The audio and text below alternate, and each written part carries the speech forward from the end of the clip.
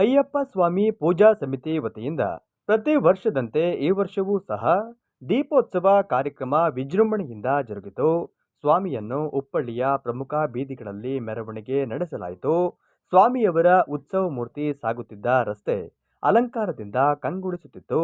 ರಸ್ತೆಯುದ್ದಕ್ಕೂ ಭಕ್ತಾದಿಗಳು ಸಾಲುಗಟ್ಟಿ ನಿಂತು ಅಯ್ಯಪ್ಪ ಸ್ವಾಮಿಯವರ ದರ್ಶನ ಪಡೆದು ಪುನೀತರಾದರು.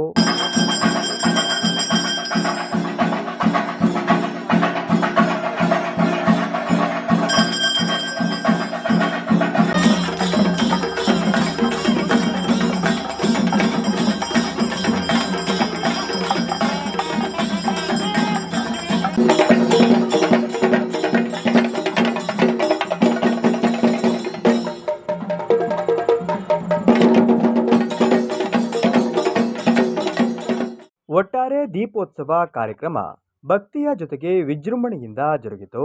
ನಾವು ನಡ್ಸ್ಕೊಂಡು ಬರ್ತಾ ಇದ್ವಿ. ಆಮೇಲೆ ಸ್ವಲ್ಪ ದಿವಸ ಆದಮೇಲೆ 1-2 ವರ್ಷ ಆದಮೇಲೆ ಮತ್ತೆ ಮಣಿಯಣ್ಣ ಸ್ವಾಮಿ ಅಂತ ಒಬ್ಬರು ಬಂದರು. ಅವರು ಮುಂದಾಳತ್ವ ವಹಿಸಿದ ಮೇಲೆ ಚೆನ್ನಾಗಿ ನಡೀತಾ ಇದೆ. ಅನ್ನದಾನ, ದೀಪೋತ್ಸವ ಎಲ್ಲ ಒಂದು 4-5 ವರ್ಷದಿಂದ ನಡ್ಕೊಂಡು ಬಂದಿದೆ.